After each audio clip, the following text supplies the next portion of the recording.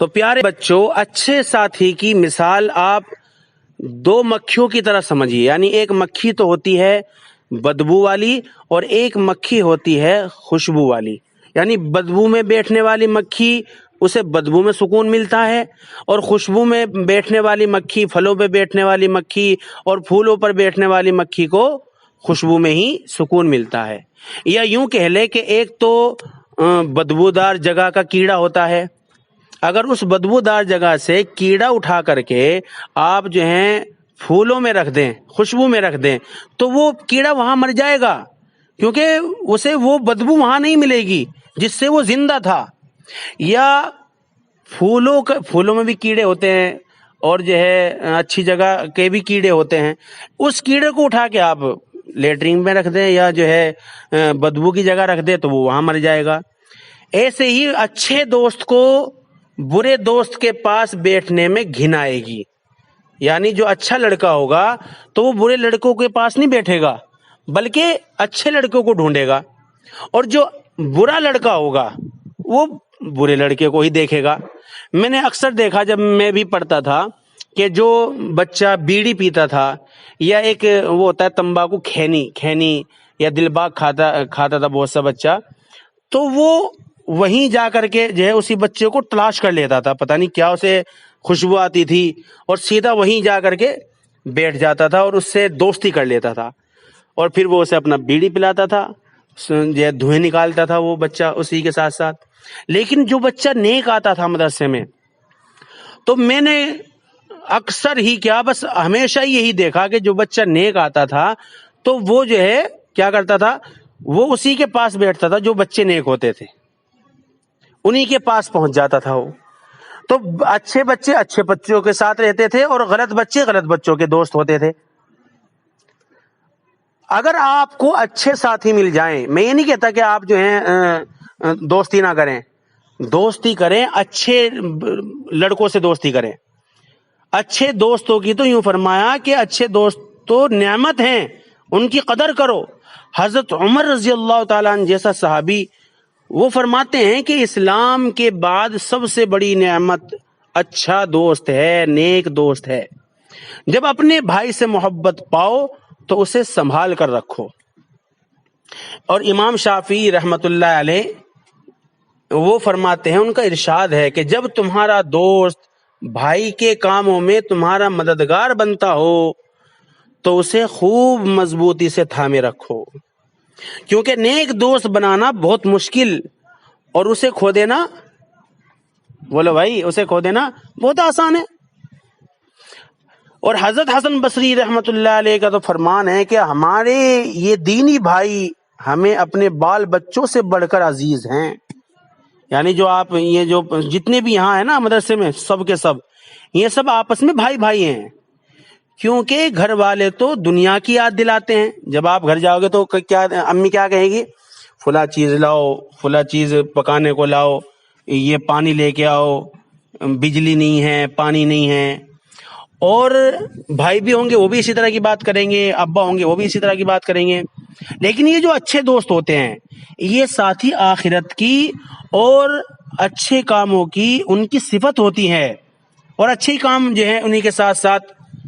جو سیکھنے کو ملتے ہیں. یہاں تک کہ جو حکیم لقمان ہے نا، حکیم لقمان کا نام آپ نے سنا ہوگا. حکیم لقمان نے اپنے بیٹے سے کہا، اے میرے بیٹے، خدا پہ ایمان لانے کے بعد سب سے پہلی چیز جو تم کو حاصل کرنی ہے وہ اچھا دوست حاصل کرنا ہے، سچ بولنے والا دوست حاصل کرنا ہے. کیونکہ اس کی مثال درخت کی سی ہے، اس کے نیچے بیٹھو تو تم پہ سایہ کرے گا، اس کا پھل لوگے تو تمہارا پیٹ بھرے گا. نیک دوست کی مثال بتا رہا ہوں میں، سمجھ میں آ رہی بھائی بات؟ نیک دوست کی مثال کیا ہے کہ اس کے سائے میں بیٹھیں گے، اس کے نیچے بیٹھیں گے تو تم پہ سایہ کر دے گا، اس کا پھل لوگے، پھل کھاؤ گے تو تمہارا کیا بھر دے گا، پیٹ بھر دے گا. اور اگر تم کو نفع نہ بھی پہنچاوے تو نقصان بھی نہ دے گا. قرآن میں ارشاد ہے، وَسِيقَ الَّذِينَ اتَّقَوْا رَبَّهُمْ إِلَى الْجَنَّةِ زُمَرًا، اور جو لوگ اپنے پروردگار سے ڈرتے ہیں ان کو گروہ گروہ بنا کر جنت کی طرف لے جائیں گے. علامہ ابن قیم اس آیت کی تفسیر میں لکھتے ہیں کہ اللہ پاک یوں نہیں چاہتے کہ نیک لوگ جنت میں الگ الگ کر کے داخل ہوں، بھائی فلاں جو ہے فلاں اس میں فلاں کوارٹر میں رہیں گے، فلاں کوارٹر میں رہیں گے، بلکہ مثال کے طور پہ میرا ایک دوست ہے، آپ کا ایک دوست ہے، اور اس کے درجے تو ہو گئے لمبے یعنی بڑے، اور تم اسی کے دوست ہو، تو یوں فرمایا کہ اسی کے ساتھ کیا کر دیا جائے گا، فارورڈ کر دیا جائے گا وہیں تک۔ تو علامہ ابن قیم فرماتے ہیں، وہ لکھتے ہیں کہ اللہ پاک کیوں نہیں چاہتے کہ نیک لوگ جنت میں الگ الگ کر کے داخل ہوں، بلکہ ہر نیک جماعت کے لوگوں کو اکٹھے جنت میں داخل کیا جائے گا۔ اللہ پاک ہم کو بھی یوں ہی نیک لوگوں کی جماعت کی شکل میں جنت میں داخل فرماوے۔ ٹھیک ہے بھائی، کریں گے انشاءاللہ، اچھے دوست ڈھونڈیں گے، اچھے دوست ڈھونڈنا ہے چاہے کہیں بھی ملے آپ کو۔ یہاں مدرسے میں اچھے دوست جو ہے، جو اچھا ہوگا وہ اچھے ہی کے پاس، میں دیکھتا رہتا ہوں کہ کون کس کے پاس بیٹھا ہے، کون کتنا چالاک ہے، اور چالاک بن کر کے وہ ایسے بچے کے پاس بیٹھتا ہے کہ مجھے تو کچھ پتہ ہی نہیں، استاد کو تو کچھ پتہ ہی نہیں، یہ تو بے وقوف ہیں، کیونکہ میں تو استاد کی نظر میں نیک ہوں، تو وہ اگر مجھے اس غلط بچے کے پاس بیٹھے دیکھیں گے تو پھر بھی مجھے استاد کیا سمجھیں گے، مجھے جو استاد پھر بھی نیک ہی سمجھیں گے۔ بھائی میں نے جو ہے دوسری کتاب پڑھ رکھی مولانا اسماعیل شہید رحمۃ اللہ علیہ کی، اس میں ایک شعر پڑھا تھا میں نے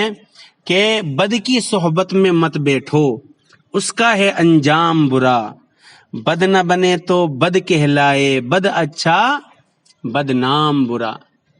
یہ میں نے پڑھ رکھا، سب کو جانتا ہوں میں، جب کوئی کسی کے پاس بیٹھتا ہے نا، وہ میں دیکھتا ہوں کہ کون کس کے پاس بیٹھا ہے،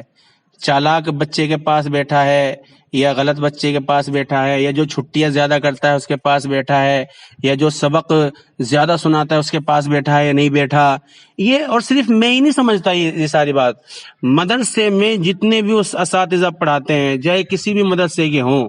وہ سب یہ باتیں سمجھ لیتے ہیں بچے کو دیکھ کر کے، لیکن آج وہ وقتی طور پر چپ ہے، اور وہ یوں سمجھتے ہیں، بچے یوں سمجھتے ہیں کہ مجھے تو پہچانا ہی نہیں استاد نے، یہ تو بیوقوف بنا دیا استاد کا، دیکھو میں اس کے پاس بیٹھا ہے، استاد نہیں سمجھ رہے، یہ تو بڑا نیک بچہ۔ بھائی وہ تمہارے بیٹھنے سے ہی سمجھ لیں، اس لیے جو ہے آپ اپنے آپ کو چالاک نہ سمجھو، آپ چالاک تو لیکن